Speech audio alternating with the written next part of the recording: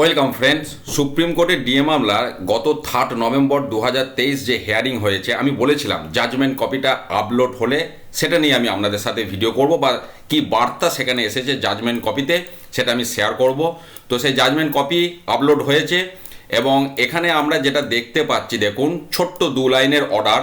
As requested by the learned counsel for the parties the matter be listed in the second week of February 2024। অর্থাৎ যেটা এখানে বলা হচ্ছে, parties মানে দুপক্ষ, অর্থাৎ সরকার পক্ষ এবং বাকি যে সংগঠনগুলি আছে, দুই পক্ষের লার্নেড কাউন্সিল অর্থাৎ আইনজীবীদের অনুরোধ সাপেক্ষে তাদের রিকোয়েস্টের পরিপ্রেক্ষিতে এই মামলাটিকে আবার ফেব্রুয়ারি মাসের দ্বিতীয় সপ্তাহে 2024 সালে নিয়ে যাওয়া হলো শুনানির জন্য, বা লিস্ট করার জন্য লিস্টেড হলো আর কি। এবার ওয়েবসাইটে যেটা আমি দেখেছি, আপনাদের সাথেও শেয়ার করেছিলাম, যে সপ্তাহটা 5ই ফেব্রুয়ারি থেকে শুরু হচ্ছে, সেই সপ্তাহের যে কোনো একটা দিন মামলার শুনানির জন্য ধার্য হতে পারে। তো এটাই হচ্ছে জাজমেন্ট কপি, আমি আপনাদের সাথে শেয়ার করলাম। ভালো থাকুন, সুস্থ থাকুন, ধন্যবাদ।